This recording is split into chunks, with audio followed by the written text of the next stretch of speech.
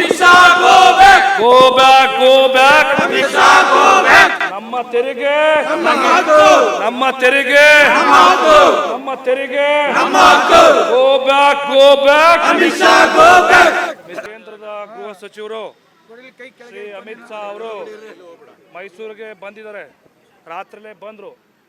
ನಾವು ಇವತ್ತು ಕೇಂದ್ರದ ವಿರುದ್ಧ ಒಂದು ನೈತಿಕವಾದಂಥ ಪ್ರತಿಭಟನೆ ಆರಂಭ ಮಾಡಿದ್ದೀವಿ. ಕಾರಣ ಇಷ್ಟೇ, ಅಮಿತ್ ಶಾ ಕೇಂದ್ರದ ಒಬ್ಬ ಗೃಹ ಮಂತ್ರಿ. ಇವತ್ತು ರಾಜ್ಯದಲ್ಲಿ ಕಾಂಗ್ರೆಸ್ ಸರ್ಕಾರ ಇದೆ.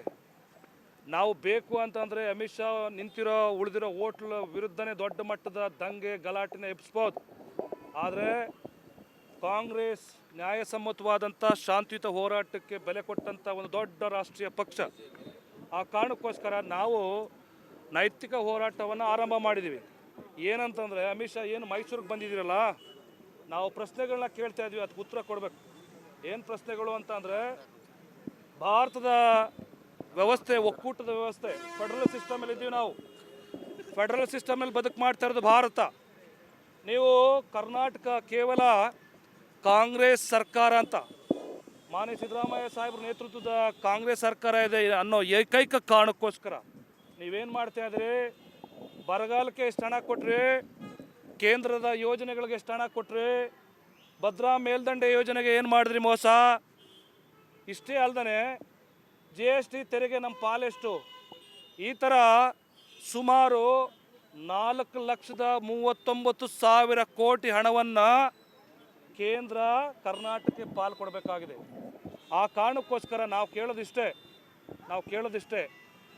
15th ಫೈನಾನ್ಸ್ ಕಮಿಷನ್ ಏನು ಹೇಳುತ್ತೆ, 14th ಫೈನಾನ್ಸ್ ಕಮಿಷನ್ ಏನು ಹೇಳುತ್ತೆ, ರಾಷ್ಟ್ರದಲ್ಲಿ ಹಣಕಾಸು ಆಯೋಗ ಏನಿದೆ ಅದರ ನೀತಿ ಅನುಸಾರ ಕೇಂದ್ರದ ಮತ್ತು ರಾಜ್ಯದ ಸಂಬಂಧಗಳು ಸುಧಾರಿಸಬೇಕು ಅಂತ ಅಂದರೆ, ಕೇಂದ್ರದ ಮತ್ತು ರಾಜ್ಯದ ಸಂಬಂಧಗಳು ಯಾವುದೇ ಸರ್ಕಾರ ರಾಜ್ಯದಲ್ಲಿ ಅಧಿಕಾರದಲ್ಲಿ ಇದ್ದರೂ ಕೂಡ, BJPನೇ ಇರಲಿ, BSP ಇರಲಿ, ಕಾಂಗ್ರೆಸ್ ಇರಲಿ, ಜನತಾ ಪರಿವಾರ ಇರಲಿ, CPM ಇರಲಿ, CPI ಇರಲಿ, ಯಾವುದೇ ಪಕ್ಷದ ಆಡಳಿತ ಯಾವುದೇ ರಾಜ್ಯದಲ್ಲಿ ಇದ್ದರೂ ಕೂಡ ಕೇಂದ್ರ ಒಕ್ಕೂಟದ ವ್ಯವಸ್ಥೆ ಒಳಗಡೆ ಎಲ್ಲರನ್ನ ತಗೊಂಡು ಹೋಗುವಂಥ ಒಂದು ದೊಡ್ಡ ಮಟ್ಟದ ನೈತಿಕ ಜವಾಬ್ದಾರಿಯನ್ನು ನಿಭಾಯಿಸಬೇಕಾಗಿದೆ.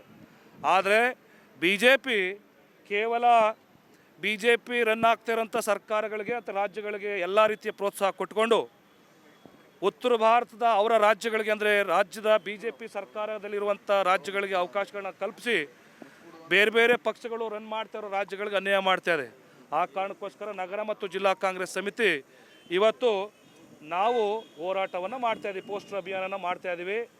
ಇದನ್ನು ರಾಜ್ಯದ ಜನತೆ ಸ್ವಾಭಿಮಾನಿಯ ಸಂಕೇತ. ಇದು ಈ ಹೋರಾಟ ಮೈಸೂರಿನ ಸ್ವಾಭಿಮಾನಿ ಹೋರಾಟ, ರಾಜ್ಯದ ಪ್ರತಿಯೊಬ್ಬ ಜನರ ಹೋರಾಟ. ಇದು ಪಕ್ಷದ ಹೋರಾಟ ಅಲ್ಲ, ಪ್ರತಿಯೊಬ್ಬ ಸ್ವಾಭಿಮಾನಿ ಕನ್ನಡಿಗನ ಹೋರಾಟ.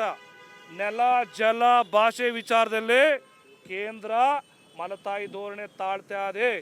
ಈ ಕಾರಣಕ್ಕೋಸ್ಕರ ಅಮಿತ್ ಶಾ ಅವರೇ, ನಾನು ಹೇಳ್ತಾ ಇದ್ದೀನಿ, ಈ ಥರದ ಧೋರಣೆ ನಾವು ಒಪ್ಪಲ್ಲ, ಈ ಥರದ ಧೋರಣೆಯನ್ನು ನಾವು ಒಪ್ಪಲ್ಲ. ನ್ಯಾಯಸಮ್ಮತವಾದಂಥ ಪಾಲು ನಮಗೆ ಬೇಕು, ನ್ಯಾಯಸಮ್ಮತವಾದಂಥ ಹಣ ತೆರಿಗೆ ನಮಗೆ ಬೇಕು.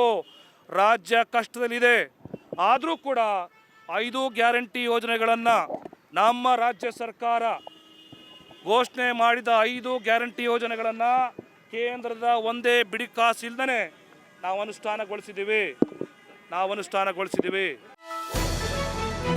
ಪಬ್ಲಿಕ್ ವಾಯ್ಸ್, ಇದು ನಿಮ್ಮ ಧ್ವನಿ.